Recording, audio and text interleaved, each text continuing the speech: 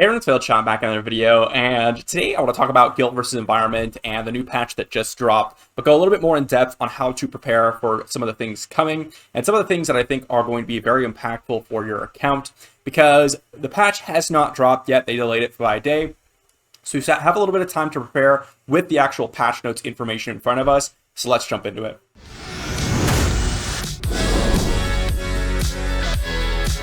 So first thing, we are getting a lot of actual content here in terms of things that we need to complete or things that we previously weren't building for and we should now. First thing is the ability crystal dungeons, which I'm sure are going to be relatively easy for those of you that are mid to late game players. I'm sure if you're early game, you're going to struggle on 10 and 11 for sure if you were beating 9 before. But you're going to have to start building out specialized comps for each one of these. Well, I at least imagine Bane Wraith specifically, and perhaps Lord of Holy Light, depending on how difficult they are. That being said, it's probably going to be worth it to farm those 10 and 11 stages, especially if you're farming for those legendary materials. That also being said is I would not dump a lot of energy that you have into these stage 9 dungeons preparing for guild versus environment at this point, because if they are going to be significantly better, which let's just say they are as good as from going 8 to 9 as going from 9 to 10, it's going to be a large jump because going from 8 to 9 is a big jump in of itself. So definitely recommend saving all of your energy for the patch notes when it drops. They said it's going to be delayed until later tonight, when the basically 24 hours since it should have dropped. So I would kind of plan on for that, but maybe they might delay it a little bit longer. It's a gigantic patch, so I'm sure they're having a little bit of issues there. Second thing is Guild Boss. This is something that I think a lot of people should be paying more attention to here. We're going to have to figure out what the mechanics are for this boss. They said that if you're doing your keys, you are going to get credit for the increased rewards. I believe they said that in the mail. I think I deleted the mail, but I believe they sent out a mail saying that if you unlock the chest, and it's going to pop up with the increased rewards for the following day. Basically the daily rewards that they're insinuating that you're going to get from the guild boss. I imagine the actual guild boss rewards that you're getting from like actually doing the battle is going to remain the same, but the weekly and the daily rewards, or the weekly personal score and the daily rewards that they're suggesting, are going to be much better. So I definitely recommend that you check out Guild Boss and prepare for building out separate squads for each of the affinities.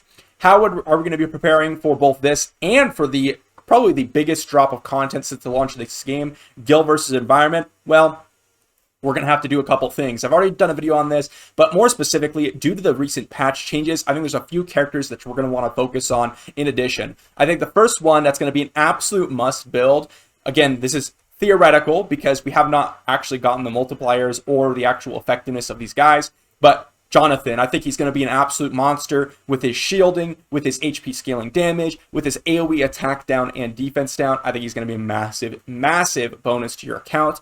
Hassel is someone I'd consider building as well, just to his AoE defense down as well. And Strip, I think these people are going to be very important for guild versus environment. I would suggest that you think of any of the changes to the reworked characters as someone that might be good for guild versus environment. Obviously, we do not have the game mode out yet, which I was hoping for, so I could actually make an in-depth video on the actual mechanics of the guild boss. But I imagine they have prepared us for guild versus environment by reworking these characters.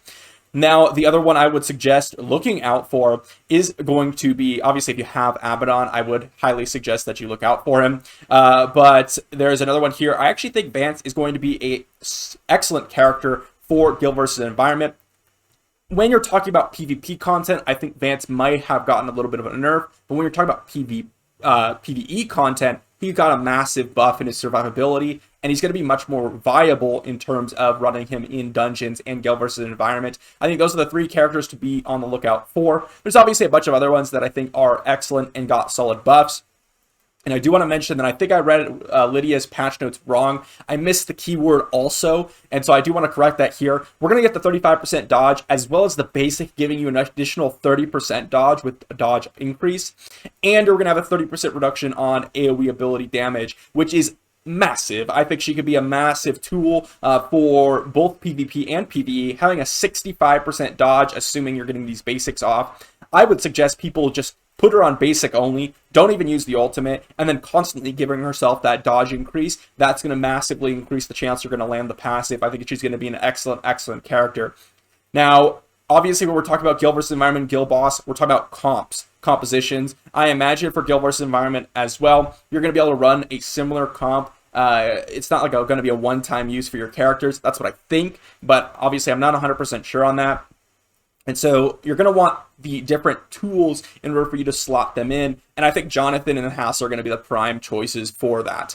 But that being said, I highly, highly, highly suggest that you all take a look out for guild boss rewards, because depending on how this is going to shape up in the next couple of days, this could be the primary mode that you're going to want to build for. Similar to those of you that play Raid Shadow Legends, Clan Boss is one of the first things that you're going to want to try to max out, because it's such a huge source of both shard income as well as skill up income. And if they drop shards in that for this game, or maybe they drop something else, I'm not sure what else, maybe gear charms, a massively increased supply of gear charms, those could be huge benefactors to your success in this game. So I definitely highly recommend that you look out for a future video on the different guild bosses, because they're going to have different mechanics and different rewards.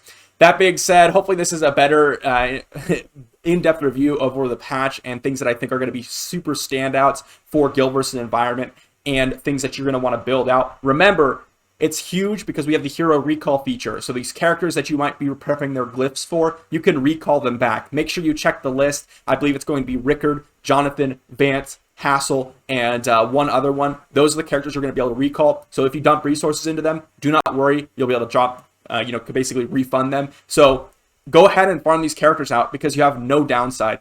Highly recommend you do it. So that'll be it for this video. Stay on the lookout for all the guild versus environment and the reworked characters being tested out. I'll have videos on each one of them over the next coming week or so. Definitely excited to test them out because I have all of them built out pretty much already. That being said, I'll see you for the next one.